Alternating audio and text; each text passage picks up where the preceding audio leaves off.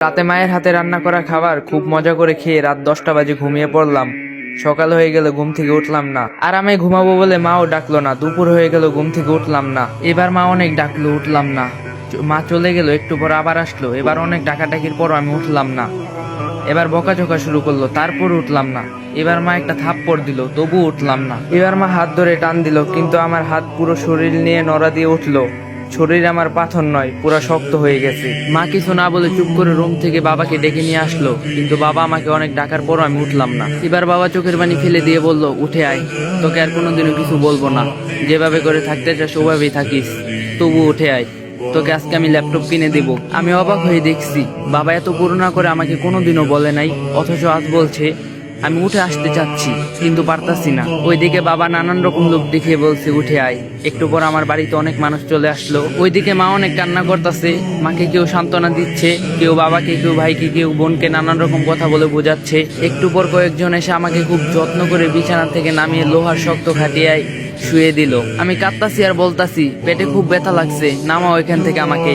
কেউ আমার কথা শুনছে না। একটু পরেই মানুষগুলো গরম পানি নিয়ে এসে আমার শরীরে কিছু পানি ঢেলে দিল।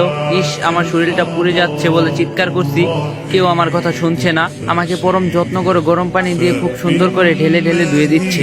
আমি কাঁদতাছি, আমাকে গরম পানি দিও না, আমার শরীর পুড়ে যাচ্ছে, ডলা দিও না, আমার খুব ব্যথা লাগছে। কেউ শুনলো না আমার কথা। অনেক সময় নিয়ে গোসল করে আমার শরীর ভালো করে মুছে নিয়ে আমারে নিয়ে আসলো আমার বাসার জায়গাতে। আমি খুব খুশি হলাম, ভাবলাম আমাকে এখানে বসাবে, কিন্তু ওরা আমাকে না বসিয়ে খাটের শক্ত খাটিয়ে শুয়ে দিল। একটা চাদরও নিচে দিল না। একটু পর মা, বোন আরো কয়েকজন মিলে একটা সাদা কাফনের কাপড় পরিয়ে দিল।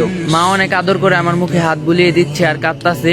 এত আদর আমাকে কোনোদিনও মা করেনি। আমি মাকে অনেক করে বললাম কান্না থামাতে, কিন্তু মা কান্না থামাচ্ছে না। আমি এত করে বলছি, মা কেঁদো না, মা কিছুতে আমার কথা শুনছে না। একটু পর কয়েকজন এসে আমার পা মাথাটা বেঁধে দিল। আমি এত করে বললাম আমার বাঁধনটা খুলে দাও, কেউ আমার কথা শুনলো না। মাকে সরিয়ে দিয়ে আমাকে নিয়ে যেতে লাগলো।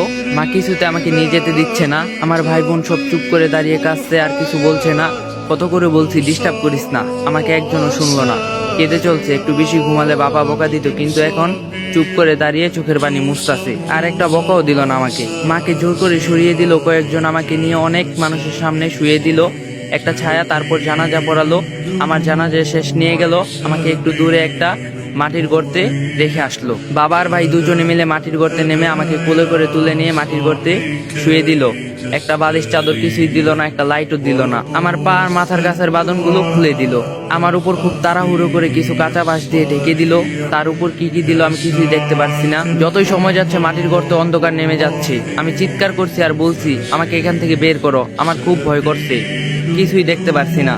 একটু পরে আমার উপর মাটি চাপা দিয়ে সবাই চলে যাচ্ছে। আমি ডাকতাছি আর বলতাছি, আমাকে একা রেখে চলে যাও না। কেউ শুনলো না আমার কথা। স্বার্থপরের মতো সবাই চলে গেল। আমি একা থেকে গেলাম ওই অন্ধকার কবরে। মৃত্যুবরণ করবেন না, আর রং তামসা কি বাকি আছে? আচ্ছা, আজকে আপনার বা আমার জীবনের শেষ দিন না তো? আল্লাহ তাআলা আমাদের সকলকে ঈমানের সহিত মৃত্যু দান করুক, আল্লাহুম্মা আমিন। আর সত্যি কথা বলতে এই ভিডিওটা বানাতে গিয়ে আমার নিজের চোখের পানি চলে আসছে, আর আমার শরীরটা অনেক খারাপ। আমি ঠিক মতো কথাও বলতে পারতাছি না।